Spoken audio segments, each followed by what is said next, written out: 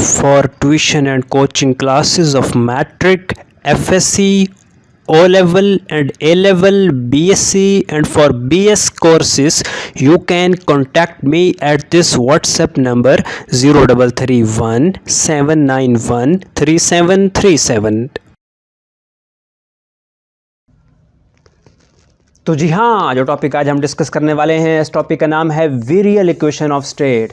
और ये जो इसका एक पार्ट मैं पहले अपलोड कर चुका हूँ। मैं आपसे रिक्वेस्ट करूँगा कि इस वीडियो को लेक्चर देखने से पहले प्लीज़ प्लीज़ प्लीज़ इस वीडियो के डिस्क्रिप्शन में एक दूसरी वीडियो का लेक्चर है, वो इसी का हिस्सा है, ये उसका सेकंड पार्ट है। अगर आप उस पहले पार्ट को देखेंगे, उस पहले पार्ट को देखने के बाद इस पार्ट को देखेंगे, इस लेक्चर को सुनेंगे, तो आपको ये ज़्यादा अच्छे से समझ आएगा। वैसे आपको इसको समझ आने में बहुत दिक्कत का सामना करना पड़ सकता है। तो इस वीडियो को देखने से पहले मेरी रिक्वेस्ट है कि इस वीडियो के डिस्क्रिप्शन में आपको एक और वीडियो मिलेगी जो इस वीडियो का, इस लेक्चर का पहला पार्ट है, उसको पहले ज़रूर देखिएगा। और ये वीडियो अगर आपको अच्छी लगे, आपको समझ आए, तो इस वीडियो को डाउनलोड मत कीजिएगा, प्लीज़ डाउनलोड मत कीजिएगा। और इस वीडियो को अपने क्लास फेलो के फेसबुक ग्रुप और व्हाट्सएप ग्रुप में घुमा दो।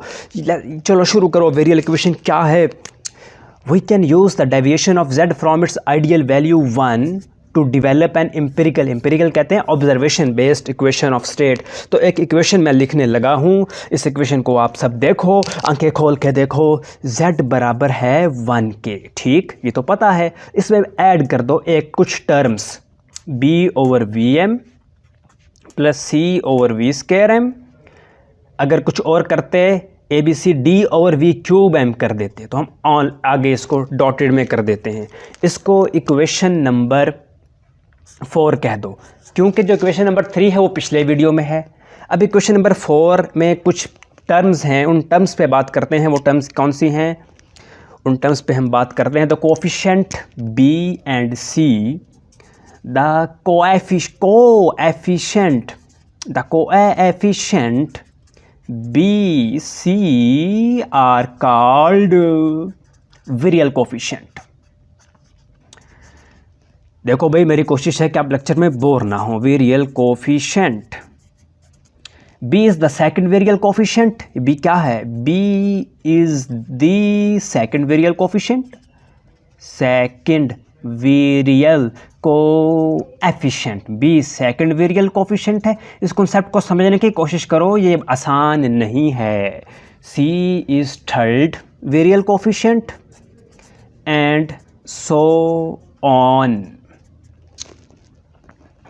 A तो लिखा ही नहीं है, A कहाँ गया? A खा गए। द अनरिटन का मतलब है जो लिखा ही नहीं, रिटन का मतलब है जो लिखा। The unwritten A is equal to 1 is the first virial coefficient. इसमें एक वर्ड हमने यूज़ किया। वर्ड क्या यूज़ किया? वो वर्ड ये यूज़ किया कि वेरियल का मतलब क्या है। The word virial means forces. Word virial means forces, लातीनी ज़ुबान का लफ्ज़ है, इसका मतलब है forces. To convert equation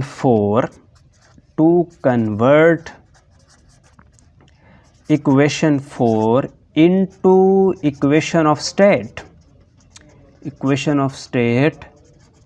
we combine equation 4 with equation 3। और इक्वेशन 3 कहाँ है? अरे वो पिछली वीडियो में है। इक्वेशन 3 मैं यहाँ पर दोबारा भी लिख देता हूँ। इक्वेशन 3 ये है कि z is equal to PVM/RT। ये कैसे आई, ये मैं पिछली वीडियो में बता चुका हूँ। ये है हमारे पास इक्वेशन 3। इक्वेशन 3 और इक्वेशन 4 को कंबाइन कर दो। इक्वेशन 3 और इक्वेशन 4 को कंबाइन कर दो। कैसे कर दो? इक्वेशन 4 और इक्वेशन 3 की इधर भी z, इधर भी z। इक्वेशन 4 और इक्वेशन 3 की एक साइड सेम है, तो दूसरी साइड को आप खुद सेम कर दो। तो जनाब PVM/RT हो जाएगा is equal to 1 plus B/VM plus C/V²M plus so on. अब इस इक्वेशन को अगले पेज पे दोबारा लिख के इस इक्वेशन के साथ कॉस्मेटिक्स मैथमेटिक्स खेलते हैं। तो ये इक्वेशन मैंने दोबारा लिखी। अब क्या करो? Multiply both side of above equation by RT and over VM। Multiply above equation by R T over V M. जब मल्टीप्लाई करेंगे तो करके देखो क्या मिलेगा, मुझे तो ये मिल रहा है P is equal to R T over V M 1 plus B over V M plus C over V square M plus so on.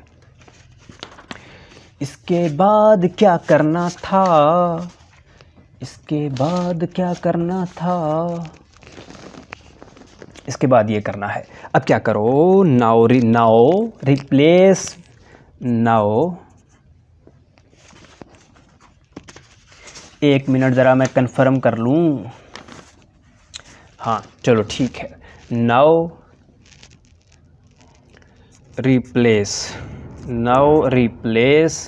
We M by V over N throughout. देखते जाओ बस, throughout to get P as a function of N V and T. ये जो हम replace कर रहे हैं, क्या कर रहे हैं, क्यों कर रहे हैं, कैसे कर रहे हैं, देखो ना, देखो हमें पता है वही नाउ के जो वी एम है ये बराबर है वी ओवर एन के। तो इसी बुनियाद पर, इसी बेस पर हमने क्या किया कि वी एम को now replace V M by V over N, यानी वी एम की जगह पे हमने वी ओवर एन लिख देना है। तो P is equal to R T और वी एम की जगह पे क्या लिख दिया, वी ओवर एन, एन ऊपर चला जाएगा, और 1 plus B over V M plus C over V square M. हाँ ये इसमें एक मिस्टेक हो गई, दोबारा देखो, P is equal to R T over, इस वी एम की जगह क्या लिखना है, वी ओवर एन। तो वी नीचे एन होगा वो ऊपर आ जाएगा, 1 plus B over V M की जगह क्या लिखना है, वी ओवर एन, एन ऊपर आ जाएगा, C over V square M. V M की जगह क्या लिखना है, वी ओवर एन, तो वी स्क्वायर हो जाएगा और एन स्क्वायर हो जाएगा। तो इस तरह से इक्वेशन बन जाएगी। इस इक्वेशन को इक्वेशन नंबर 5 कह दो ना। Equation 5 is virial equation of state. ये जो इक्वेशन है, equation 5, equation number 5 is virial equation of state, virial equation of state. ये है वेरियल इक्वेशन ऑफ स्टेट।